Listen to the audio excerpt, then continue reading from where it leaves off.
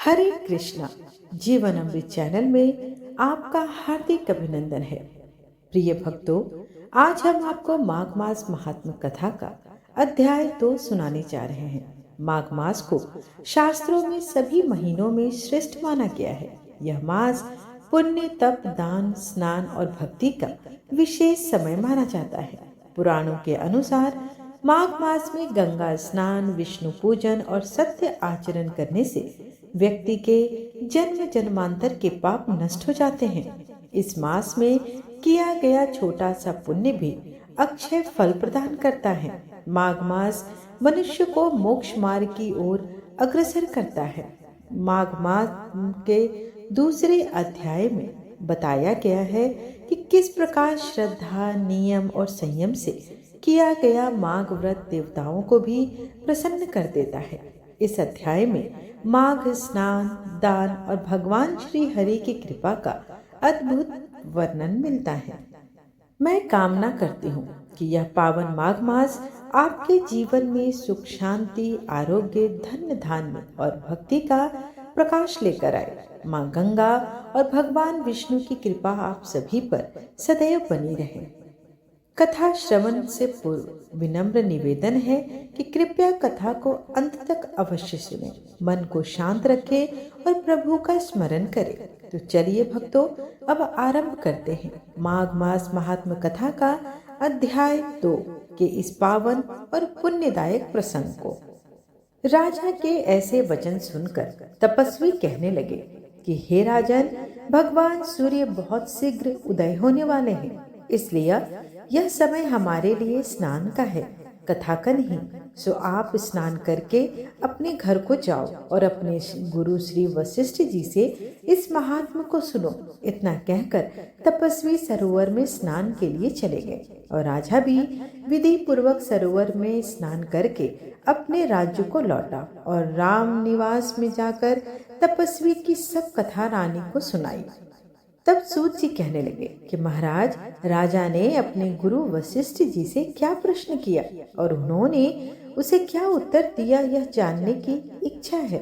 व्यास जी कहने लगे, हे सूत जी, राजा दिलीप ने रात्रि को सुख से सोकर प्रातः समय ही अपने गुरु वशिष्ठ जी के पास जाकर उनके चरणों को छूकर प्रणाम करके तपस्वी के बताए हुए प्रश्नों को अति नम्रता से पूछा कि गुरुजी, आप आचार, दंड, नीति, राज्य, धर्म तथा चारों वर्णों के चारों आश्रमों की क्रियाओं, दान और उनके विधान, यज्ञ और उनकी विधियां, व्रत, उनकी प्रतिष्ठा तथा भगवान विष्णु की आराधना अनेक प्रकार से तथा विस्तार पूर्वक मुझसे कहिए। अब मैं आपसे माघ मास के स्नान के महात्म को सुनना चाहता हूँ। सो हे तपोधन, नियम पूर्वक इसकी विधि समझाइए। गुरु वशिष्ठ जी कहने लगे कि हे राजा, तुमने दोनों लोकों के कल्याणकारी, वनवासी तथा गृहस्थियों के अंतःकरण को पवित्र करने वाले माघ मास के स्नान का बहुत ही सुंदर प्रश्न किया है। मकर राशि में सूर्य के आने पर माघ मास में स्नान का फल गौ, भूमि, तिल, वस्त्र, स्वर्ण, अन्न, घोड़ा आदि दानों तथा चंद्रायन और ब्रह्म कुर्च में व्रत आदि से भी अधिक होता है। वैशाख तथा कार्तिक में जब दान, तप और यज्ञ बहुत फल देने वाले हैं, परंतु माघ मास में इनका फल बहुत ही अधिक होता है। माघ मास में स्नान करने वाला पुरुष राजा और मुक्ति के मार्ग को जानने वाला होता है। दिव्य दृष्टि वाले महात्माओं ने कहा कि जो भी मनुष्य माघ मास में सकाम या भगवान के निमित्त नियम पूर्वक माघ मास में स्नान करता है, वह अनंत फल वाला होता है। उसको शरीर की शुद्धि, प्रीति, ऐश्वर्य तथा चारों प्रकार के फलों की प्राप्ति होती है। अदिति ने 12 वर्ष तक मकर संक्रांति में अन्न त्याग कर स्नान किया। इससे तीनों लोकों को उज्जवल करने वाले 12 पुत्र उत्पन्न हुए। माघ में स्नान करने से ही रोहिणी, सुभागा, अरुंधति दानशीलता हुई और इंद्राणी के समान रूपवती होकर प्रसिद्ध हुई। जो भी माघ मास में स्नान करते हैं तथा देवताओं के पूजन में तत्पर रहते हैं। उनको स्थान, हाथी और घोड़ों की सवारी तथा दान को द्रव्य प्राप्त होता है। अतिथियों से उनका घर सदैव भरा रहता है और उनके घर में सदा वेद ध्वनि होती रहती है। वह मनुष्य धन्य है जो माघ मास में स्नान करते हैं, दान देते हैं तथा व्रत और नियमों का पालन करते हैं और दूसरों के पुण्यों के क्षीण होने से मनुष्य स्वर्ग से वापस आ जाता है।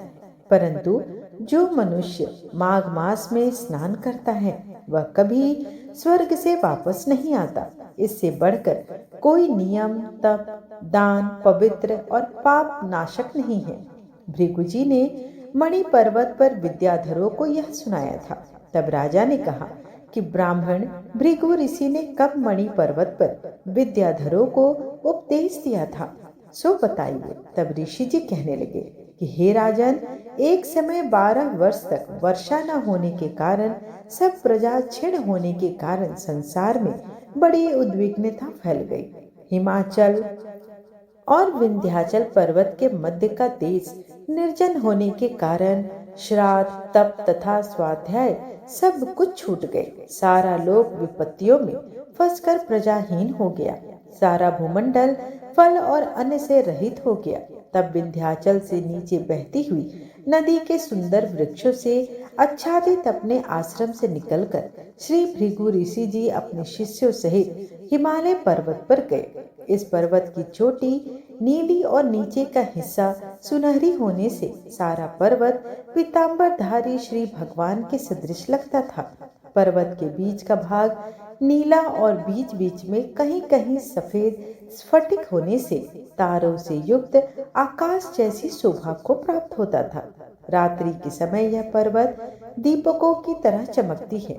दिव्य औषधियों से पूरित किसी महल की शोभा को प्राप्त होता था। वह पर्वत शिखाओं पर बांसुरी बजाती और सुंदर गीत गाती हुई किन्नरियों तथा केले के पत्तों की पताकाओं से अत्यंत शोभा को प्राप्त हो रहा था।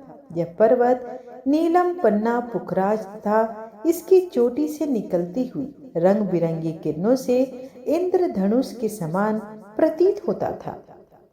स्वर्ण आदि सब धातुओं से तथा चमकते हुए रत्नों से चारों ओर फैली हुई अग्नि ज्वाला के समान शोभायमान था। इसकी कंदराओं में काम पीड़ित विद्याधरी अपने पतियों के साथ आकर रमण करती हैं और गुफाओं में ऐसे ऋषि मुनि जिन्होंने संसार के सब कलेशों को जीत लिया है, रात दिन ब्रह्म का ध्यान करते हैं और कई एक हाथ पे रुद्राक्ष की माला लिए हुए शिव की आराधना में लगे हुए हैं।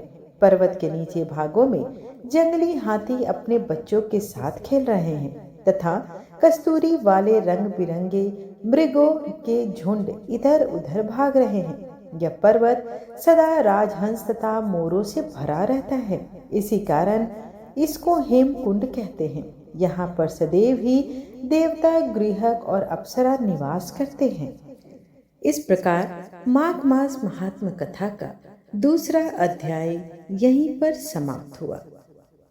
आज रविवार का दिन है, तो आज के दिन सूर्य भगवान की कथा का रसपान करना भी श्रेष्ठ होता है।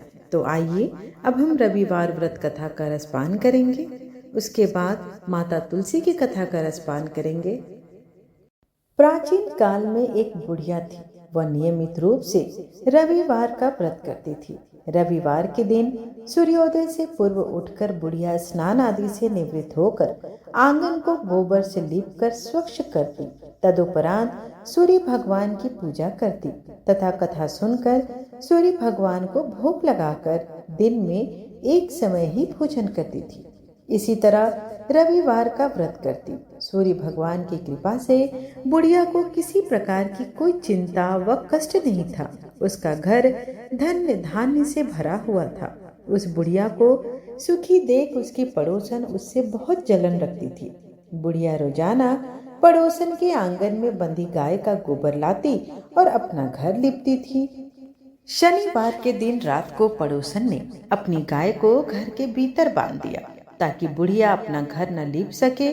रविवार को गोबर न मिलने से बुढ़िया अपना आंगन नहीं लिप सकी। आंगन न लिप पाने के कारण उस बुढ़िया ने सूर्य भगवान को भोग भी नहीं लगाया और उस दिन स्वयं भी भोजन नहीं किया। सूर्यास्त होने पर बुढ़िया भूखी प्यासी सो गई। रात्रि में सूर्य भगवान ने उसे स्वप्न में दर्शन दिए और व्रत न करने तथा उन्हें भोग न लगाने का कारण पूछा। बुढ़िया ने बहुत ही करुण स्वर में पड़ोसन के द्वारा घर के अंदर गाय बांधने और गोबर न मिल पाने की बात बोली। सूर्य भगवान ने अपनी अनन्य भक्त बुढ़िया की परेशानी का कारण जानकर उसके सब दुख दूर करते हुए कहा कि हे माता, तुम प्रत्येक रविवार को मेरी पूजा और व्रत करती हो। मैं तुमसे अति प्रसन्न हूँ और तुम्हें एक ऐसी गाय प्रदान करता हूँ जो तुम्हारे घर आंगन को धन्य धान्य से भर देगी, तुम्हारी सभी मनोकामनाएं पूर्ण करेगी। स्वप्न में उस बुढ़िया को ऐसा वरदान देकर सूर्य भगवान अंतर ध्यान हो गए। प्रातःकाल सूर्योदय से पूर्व उस बुढ़िया की आंख खुली तो वह अपने घर के आंगन में एक सुंदर गाय और बछड़ी को देखकर हैरान हो गई। गाय को आंगन में बांधकर उसने जल्दी से उसे चारा लाकर खिलाया। पड़ोसन ने उस बुढ़िया के आंगन में बंधी सुंदर गाय और बछड़े को देखा तो वह उससे और भी अत्यधिक जलन करने लगी। तभी गाय ने सोने का गोबर दिया। गोबर को देखते ही पड़ोसन की आंखें फटी की फटी रह गई। पड़ोसन ने उस बुढ़िया को आसपास न पाकर तुरंत उस गोबर को उठाया और अपने घर ले आई तथा अपनी गाय का गोबर वहां रखाई। सोने के गोबर से पड़ोसन कुछ ही दिनों में धनवान हो गई। गाय प्रतिदिन सूर्योदय से पूर्व सोने का गोबर दे करती थी और बुढ़िया के उठने के पहले ही पड़ोसन उस गोबर को उठाकर ले जाती। बहुत दिनों तक बुढ़िया को सोने के गोबर के बारे में कुछ पता ही नहीं चला। बुढ़िया पहले की तरह हर रविवार को भगवान सूर्य देव का व्रत करती रही और कथा सुनती रही। सूर्य भगवान को जब पड़ोसन की चालाकी का पता चला तो उन्होंने एक दिन तेज आंधी चलाई। आंधी का प्रकोप देखकर बुढ़िया ने अपनी गाय को घर के भीतर बांध दिया। अब पड़ोसन सोने का गोबर न ले जा सकी। सुबह उठकर बुढ़िया ने सोने का गोबर देखा तो उसे बहुत आश्चर्य हुआ। उस दिन के बाद बुढ़िया गाय को घर के भीतर ही बांधने लगी। सोने के गोबर से कुछ ही दिनों में वह बुढ़िया बहुत धनी हो गई। बुढ़िया के धनी होने से पड़ोसन और बुरी तरह से जलने लगी। अब की बार उसने सोचा कि अपने पति को राजा के नगर के पास भेजा और बुढ़िया के पास सोने का गोबर देने वाली गाय के बारे में बताया। राजा ने अपने सैनिक भेजकर बुढ़िया की गाय लाने का आदेश दे दिया। सैनिक बुढ़िया के घर पहुंचे। उस समय बुढ़िया सूर्य भगवान को भोग लगाकर स्वयं भोजन ग्रहण करने वाली थी। राजा के सैनिक जबरदस्ती गाय और बछड़े को महल की ओर ले चले। बुढ़िया ने प्रार्थना की, बहुत रोई चिल्लाई, लेकिन राजा के सैनिक नहीं माने। गाय व बछड़े के चले जाने से बुढ़िया को अत्यंत दुख हुआ। उस दिन उसने कुछ नहीं खाया और भूखी प्यासी सारी रात सूर्य भगवान से गाय व बछड़े को लौटाने के लिए प्रार्थना करती रही। गाय देखकर राजा बहुत खुश हुआ। सुबह जब राजा ने सोने का गोबर देखा तो उसके आश्चर्य का ठिकाना न रहा। उधर सूर्य भगवान को भूखी प्यासी बुढ़िया को इस तरह प्रार्थना करते देख उस पर दया आ गई। उसी रात सूर्य भगवान ने राजा को स्वप्न में कहा, राजन, बुढ़िया की गाय व बछड़ा तुरंत लौटा दो, नहीं तो तुम पर विपत्तियों का पहाड़ टूट पड़ेगा। तुम्हारे राज्य में भूकंप आएगा, तुम्हारा महल नष्ट हो जाएगा। सूर्य भगवान के स्वप्न से बुरी तरह भयभीत राजा ने प्रातः उठते ही गाय और बछड़ा बुढ़िया को लौटा दिया। राजा ने अपनी तरफ से भी बहुत सा धन देकर बुढ़िया से अपनी गलती के लिए क्षमा मांगी। राजा ने पड़ोसन और उसके पति को उनकी इस दुष्टता के लिए भी दंड दिया। इसके बाद राजा ने राज्य में घोषणा करवाई कि सभी स्त्री पुरुष रविवार का व्रत करें। जनता ने भी ऐसा ही किया। रविवार का व्रत करने से सभी लोगों के घर धन्य धान्य से भर गए। चारों ओर खुशहाली छा गई। सभी लोगों के शारीरिक कष्ट दूर हो गए। निसंतान स्त्रियों को गोद भर गई। राज्य में सभी स्त्री पुरुष सुखी जीवन यापन करने लगे। इस प्रकार रविवार व्रत कथा यहीं पर समाप्त हुई। अब हम रसपान करेंगे माता तुलसी की कथा का। एक कन्या थी। जब वह थोड़ी बड़ी हुई और उसको समझ आने लगी, तब से ही वह तुलसी माता जी की पूजन करने लगी। उसके प्रतिदिन का वह नियम था कि तुलसी माता जी का पूजन करने के बाद ही वह खाना खाती थी। जब वह कन्या शादी के लायक हुई, तब उसके माता पिता ने उसकी शादी करवा दी। कन्या को उसके माता पिता ने दहेज में भी एक तुलसी का गमला दिया। ससुराल में वह प्रतिदिन सवेरे उठते ही पूजा करती और फिर उसके बाद ही खाना खाने बैठती थी। उसकी दो जेठानियां थी। वो दोनों उसका मजाक उड़ाती थी कि बड़ी नियम धर्म वाली व्यक्ति है। उन दोनों को उससे बहुत ही ईर्ष्या होती थी, इसलिए वो दोनों तुलसी जी का गमला कहीं छिपा देती थी। वह कन्या बड़ी मुश्किल से गमला को ढूंढ कर लाती, अच्छे से पूजा करती थी और फिर खाना खाने बैठ जाती थी। वह गमला ढूंढ कर लाती तो एक दिन तो उसकी जेठानियों ने क्या किया कि गमला ही कहीं दूर ले जाकर फेंक दिया। कन्या ने खूब ढूंढा पर उसे गमला नहीं मिला। वह बहुत ही परेशान हो गई। उस दिन तो उसने खाना भी नहीं खाया। उसका नियम जो था, उस कन्या की सच्ची भक्ति देखकर तुलसी माता उससे बहुत प्रसन्न हो गई और उसके कमरे में तुलसी माता का गमला प्रकट हो गया। अगले दिन सुबह जब वो उठी तो क्या देखती है कि उसकी खाट के चारों कोनों पर तुलसी माता का गमला आ गया है। यह देखकर वह तो बहुत ही प्रसन्न हो गई। अब मेरी तुलसी माता को कोई चुरा नहीं सकेगा। पूजन करने के लिए भी कहीं और जाना नहीं पड़ेगा और कोई मेरी तुलसी माता को फेंक भी नहीं सकेगा। वह तो जल्दी से उठकर स्नान करती और तुलसी माता की पूजन कर लेती। जब वह खाना खाने बैठी तो उसकी जेठानियां उसका मजाक करने लगी कि लो, देवरानी का नियम धर्म तो पूरा हो गया। उससे पूछती है कि तुलसी जी की पूजा कर ली क्या? देवरानी धीरे से बोलती है, हाँ मैंने कर ली। जेठानियां बोलती है, कहाँ से कर ली पूजा? गमला तो फेंक दिया। देवरानी कहती है, देख लो मेरे कमरे में खाट पर तुलसी जी लग रही हैं। जेठानियां बहुत शर्मिंदा हुई और बोली कि देवरानी, तेरी भक्ति सच्ची है, हमने तुझे बहुत परेशान किया है, हमें माफ कर दो। और देवरानी ने उन्हें माफ कर दिया।